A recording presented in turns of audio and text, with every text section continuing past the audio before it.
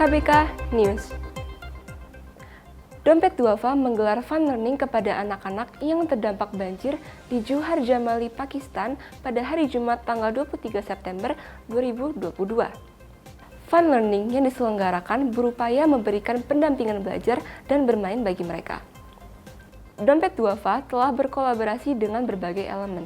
Presiden Joko Widodo hadir untuk melepas bantuan yang dikirim melalui Bandara Halim Perdana Kusuma, Jakarta pada Senin 26 September 2022. Herdiansyah sebagai tim leader pengajar dari Dompet Duafa menjelaskan kepada anak-anak tentang semangat hidup, simulasi permainan penyemangat, motivasi, dan membaca Al-Quran. Acara yang diselenggarakan oleh Dompet Duafa memberikan arti tersendiri bagi mereka yang terdampak banjir, dapat terhibur dan tidak larut dalam kesedihan atas terjadinya bencana yang menimpa mereka. Selain itu, anak-anak juga mendapatkan bimbingan yang sangat berarti bagi mereka, baik dari segi edukasi dan inspirasi untuk membangkitkan harapan baru bagi mereka agar dapat melupakan kejadian bencana banjir, serta untuk terus memberikan karya terbaik bagi negara. Resesi diperkirakan akan muncul di dunia pada tahun depan, dipicu dari inflasi tinggi kepada bank sentral untuk menaikkan suku bunga acuannya yang cukup tinggi dan kuat. Pemicu tersebut disebabkan oleh perang Rusia dan Ukraina yang mengganggu rantai pasok yang mendorong inflasi melangit. Namun, beberapa negara khususnya Asia Tenggara masih cukup kuat dalam menghadapi resesi, seperti yang diungkapkan Bank Pembangunan Asia atau ADB. ADB melihat rata-rata pertumbuhan ekonomi di Asia Tenggara berada di kisaran 5% pada tahun 2023.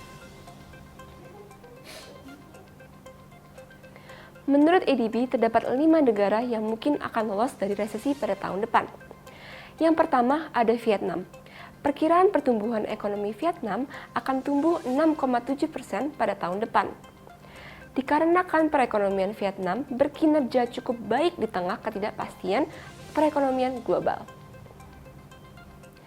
Yang kedua, yakni Filipina, yang diproyeksi akan mencetak sebesar 6,3% yang dipengaruhi oleh faktor-faktor seperti tren turun dalam kasus COVID-19 dan pelonggaran mobilitas masyarakat.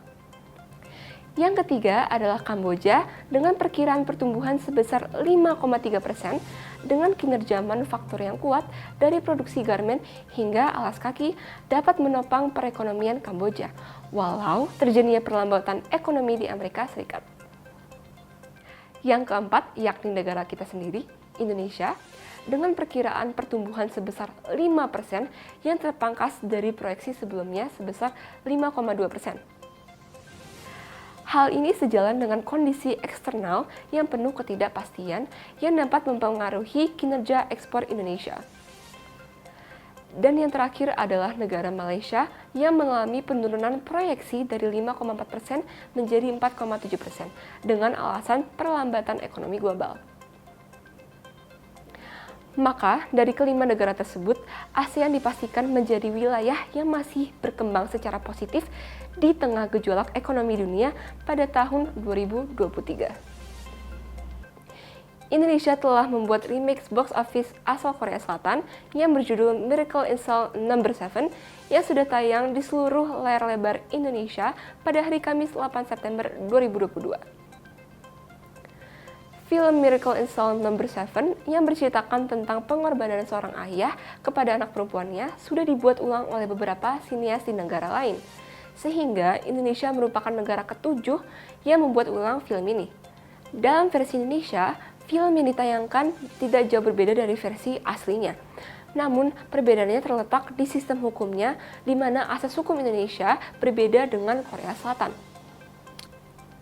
Lalu, dalam versi Turki, banyak warganet yang mengatakan bahwa versi Turki menjadi versi tersedih dari semua negara. Berbeda dengan Indonesia yang menggunakan judul yang sama persis dengan judul aslinya, versi Turki justru memiliki judul yang berbeda, yakni Yedi Shinkousaki Mucize. Film ini pun mendapatkan respon positif hingga mendapatkan sejumlah penghargaan. Salah satunya ialah Best Movie dalam Turkey Youth Awards 2020. Selanjutnya, dalam versi Filipina memberikan sedikit perbedaan elemen dari versi aslinya, yaitu soal tipe sel penjara yang digunakan. Karena dalam versi Korea Selatan, setiap sel memiliki pintu besi yang menutupi ruangan, sedangkan di Filipina menggunakan sel berupa jeruji besi, sehingga sangat tidak memungkinkan untuk menyembunyikan seorang anak kecil. Namun, dalam versi India, sutradara S. Ravindranath mengklaim bahwa Pushpaka Vimana bukanlah remake dari Miracle in Cell No. 7, melainkan sebuah film yang terinspirasi dari 4 film, yaitu Life is Beautiful, I Am Sam, Miracle in Cell No. 7, dan Pursuit of Happiness. Dan yang terakhir, dalam versi Spanyol, rincian awal produksi hingga saluran distribusi mengenai film masih belum diketahui kapan akan segera diluncurkan ke publik. Demikian kilas KBK News, sekilas informasi yang disampaikan. Untuk mendapatkan informasi yang terkini, jangan lupa untuk tekan tombol subscribe, like, dan komen. Jangan lupa juga untuk mengaktifkan tombol lonceng agar selalu mendapatkan informasi terkini. Cut Aisyah Priyativa, Depok.